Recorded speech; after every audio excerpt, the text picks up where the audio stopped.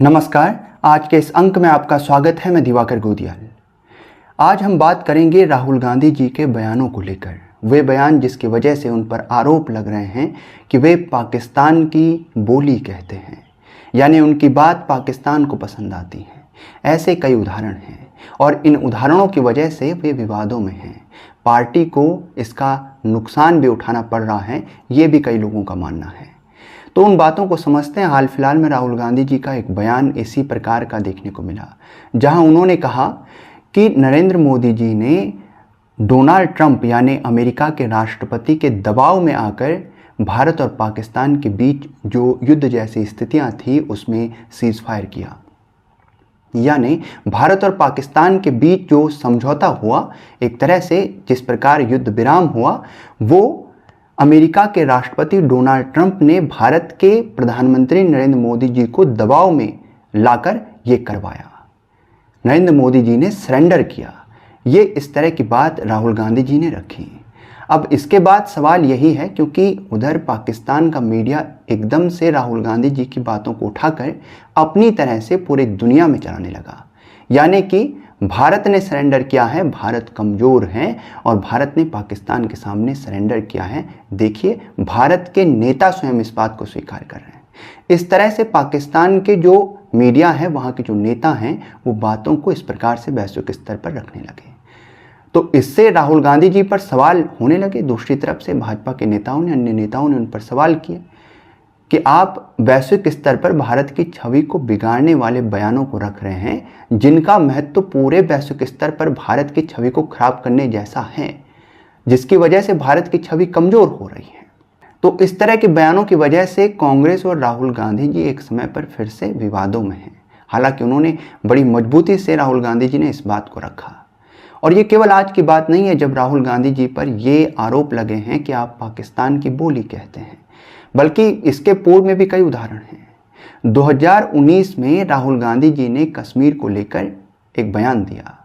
जब धारा 370 वहाँ पर हटाई गई तो राहुल गांधी जी ने बयान दिया कि कश्मीर में हिंसा हो रही है, वहाँ पर स्थितियाँ बहुत खराब हैं, वहाँ पर हिंसा हो रही है, लोगों को मारा जा रहा है और पत्रकारिता या फिर वहाँ पर प्रेस की जो स्वतंत्रता है वो समाप्त हो गई है।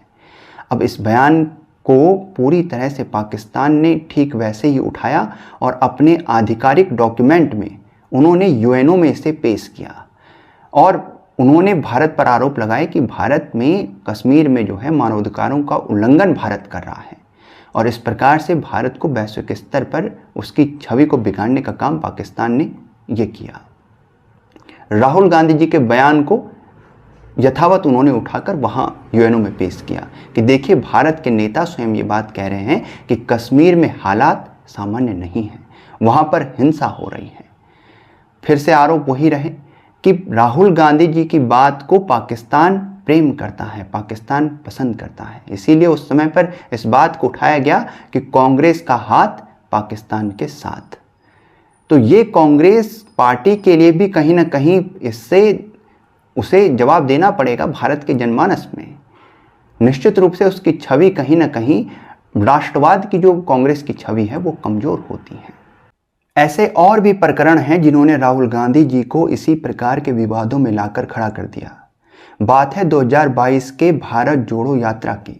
इस यात्रा में पाकिस्तान जिंदाबाद के नारे लगे और सीधी तौर से आरोप और विवाद में राहुल गांधी जी आए।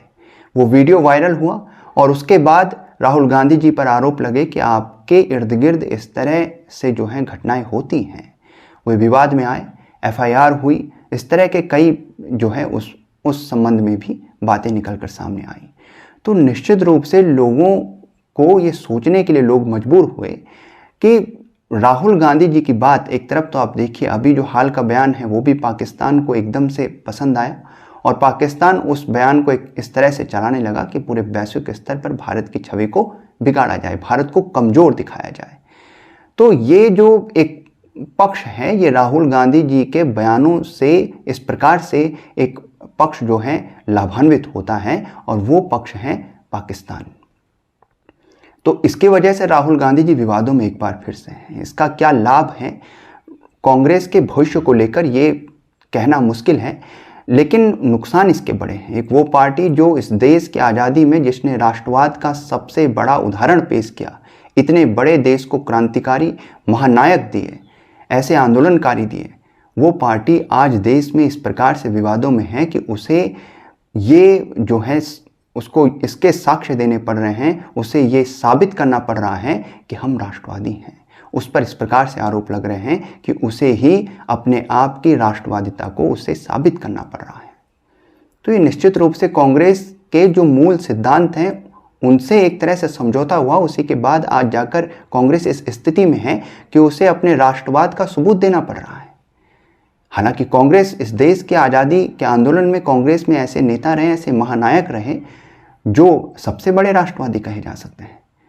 तो निश्चित रूप से आज कांग्रेस जहां है उसे इस प्रकार के विवादों और सवालों में खड़ा होना पड़ रहा है, राष्ट्रवाद को लेकर उसे कटघरे में खड़ा होना पड़ रहा है।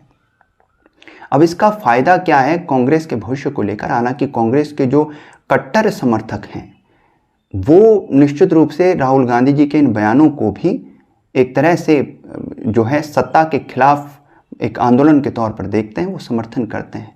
लेकिन फिर भी युवाओं में और जो है शहरी इलाकों में राहुल गांधी जी की कांग्रेस की लोकप्रियता कमज़ोर हुई है और ये कुछ बड़े कारण हैं इसके।